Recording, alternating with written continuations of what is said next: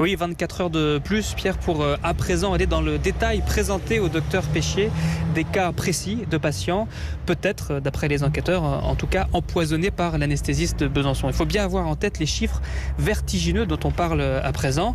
Il y avait jusqu'à présent, vous l'avez dit, 7 empoisonnements, dont 2 mortels. Il faut aujourd'hui ajouter environ 35 autres cas suspects, dont une douzaine ayant entraîné la mort du patient. Écoutez ce qu'en dit Maître Bernat, avocat de victime dans la première instruction et dans la nouvelle enquête. Si ces suspicions se transforment en culpabilité, alors clairement, il sera question de parler de tueur en série. Quand vous avez plus de 7 morts sur les mains, vous êtes considéré au regard de la littérature criminologique comme un tueur en série. L'anesthésiste Frédéric Péchier est défendu par 3 cabinets d'avocats, dont celui de Maître Randall Schwerdorfer. Quand on voit l'absence d'épaisseur, l'absence de preuves qu'il y a dans le dossier d'instruction, oser qualifier le docteur Péchier de serial killer, c'est irresponsable. Le docteur Péchier a toujours dit la même chose, il n'a jamais été impliqué de quelque façon que ce soit dans un acte criminel, dans un acte d'empoisonnement.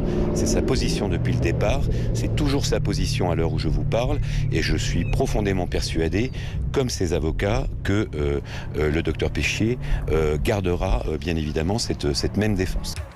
Alors, parallèlement à la garde à vue, les enquêteurs procèdent en ce moment même à des auditions ici au commissariat de Besançon.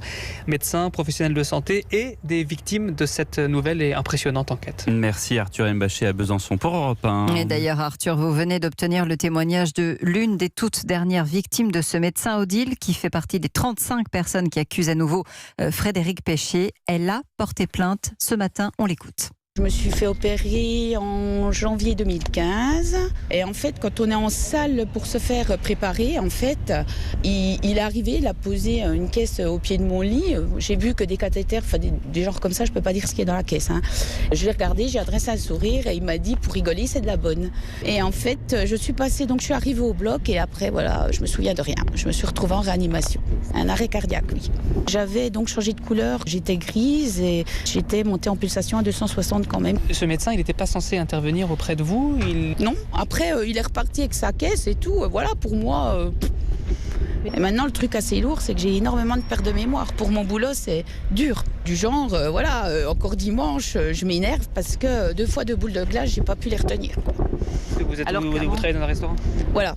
Et même maintenant, pour les courses, tout ce que je fais, j'ai toujours une feuille pour écrire, autrement je me souviens de rien. Quand j'ai appris qu'on aurait pu m'empoisonner, là c'était dur à avaler, ouais. Enfin, je comprends pas qu'en ayant un métier comme ça, on puisse jouer avec la vie des gens, quoi. Voilà, témoignage édifiant d'une des victimes potentielles du docteur Péchier avec Arthur Mbaché.